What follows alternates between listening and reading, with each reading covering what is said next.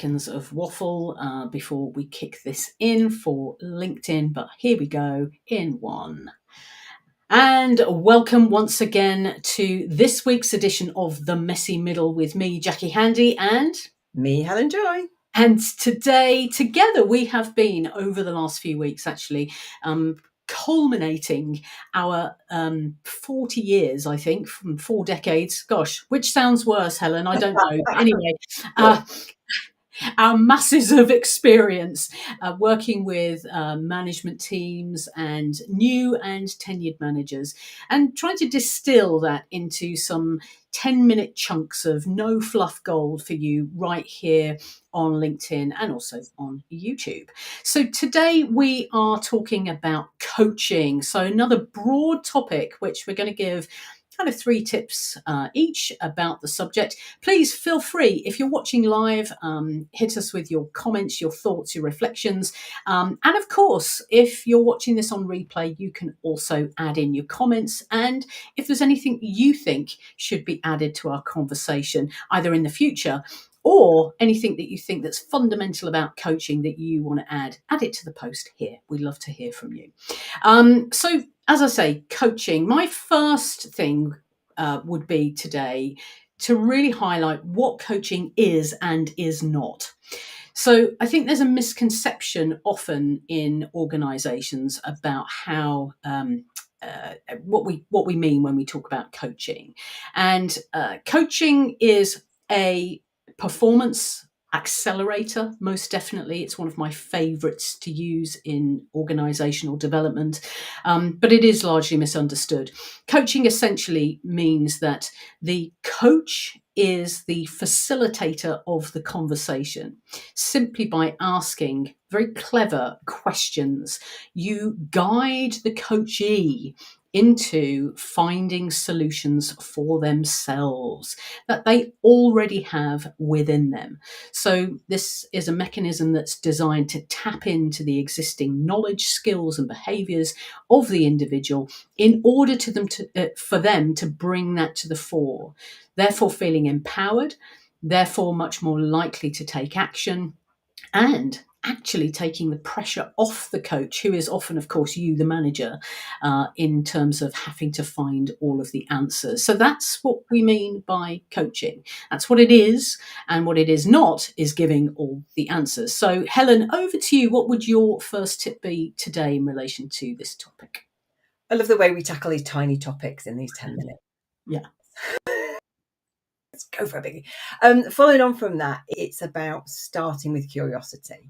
It is, as a manager, when somebody comes to you with a problem, our first default position more often than not is problem solve, problem solve, problem solve, because right. That's what we think our job is as a manager. And it is on one hand, but also it's about developing other people to learn to create their own solutions, to recognize and understand what they do know.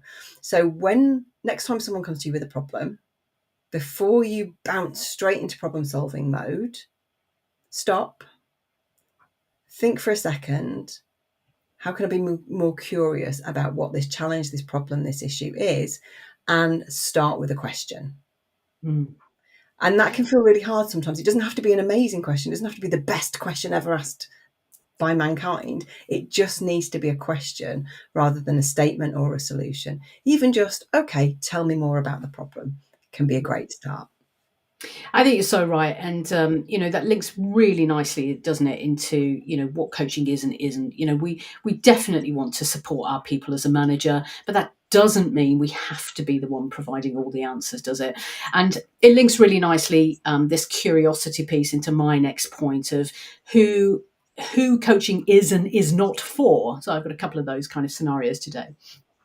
So given my first comment about coaching is about tapping into the existing skills, knowledge, behaviour, resources that the individual already has within them, clearly, if you're trying to coach someone who does not yet have that skill, that knowledge and those behaviours, if they don't already have that, then coaching is going to feel futile, because you're going to go in with that curiosity. You're going to ask those questions. You're going to have conversations about what do you think, and the person will just simply say, I don't know, because I don't have the skill, the knowledge, the behaviours, etc. So the key with coaching is to use that, almost have it in your development portfolio. So you need to train your people first, give them the skills, the knowledge, the behaviour, set the boundaries of what you want them to be doing, and then as they start tapping into that and developing a little bit, now if they come to you with questions, problems, challenges, or even they're doing something well but they think they could do it even better, then coaching is then the great mechanism. So don't try coaching brand new people, but absolutely tap into coaching when your people have got some of those key skills. And thanks, Andy is here online as well.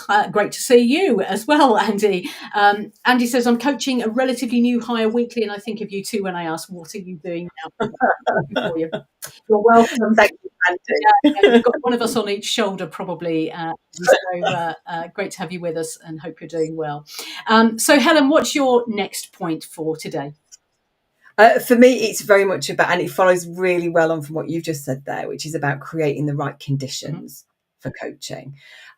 If people don't feel safe to say that they don't know something, or they feel unsure about something, or they're worried about something, that is not going to encourage them to be open and honest to being coached. They're going to feel like you asking them questions is being critical, that they're being, potentially that you're undermining where they come from.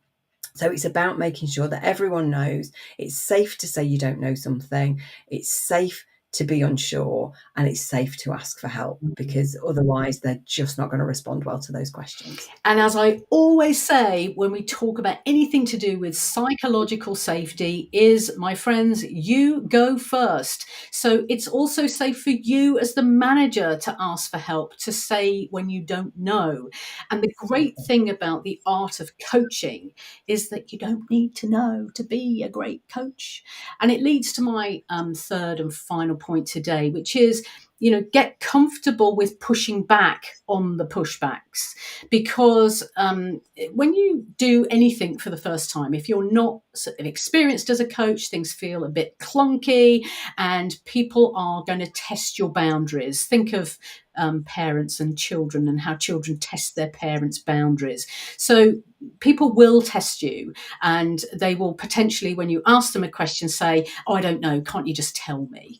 Well, actually, in order for it to be about them and not about you, it is really important at that point for you to push back with kindness and with respect, but to push back and really get them thinking for themselves. So maybe you could say something like, I could give you the answer, but actually it's important I hear your answer. So what are your ideas? Because this is about you and your development. Something like that will just take you back on track in the coaching session. So don't rush to give all the answers. Remember, you're helping the most when you don't. Helen. Absolutely. And it's that bit, isn't it, that sometimes as managers, certainly new managers, we need to recognise that your job is not to give all the answers. Right. It's to help. And for me, the last bit is to make sure that it really is effective coaching, is to make sure that they go away with some actions. Right. Their own actions, not the actions that you've suggested, that you've told them to do, but that you've actually got them to think about and to explore what options they could take forward, and that they commit to taking at least one of those following the conversation. And just simple things like, okay, so what are you going to do? And when can you do that? When will that work? And also making sure that you add into that, okay, well, when should I just check in with you? And again, it's not about forcing them to do things, but it's about just making sure that they know, A, that they've got a solution, B, that you're there for support, and C, that you're going to make sure that you're checking in, not checking up, but checking in, to make sure that they've had the opportunity to carry that forward. So in summary, gosh, how do we do this? But in summary, coaching is about asking great questions, get your people to take ownership, have them feel empowered, push back if they test you, Be curious, curious, curious all the way, and make sure that they leave empowered to take the actions that they have chosen to take. And always, always follow up, my friends, or follow up, check in. Helen, we are over time. No surprise. I don't know how we thought we would get this into 10 minutes, but both of us, by the way, folks, can help you and your teams if you want to learn more about coaching and becoming more effective coaches in your management role. It's a big part of navigating the messy middle. So, Helen, people can find you here on LinkedIn. Am I right? Absolutely. Yeah, and the same for me too. So, Andy, hope you've enjoyed this conversation. Keep on coaching, my friend. And for all of you that have been watching today or watching on replay, thanks for joining us again on The Messy Middle. We will see you same time next week. Bye for now. Have a great day ahead.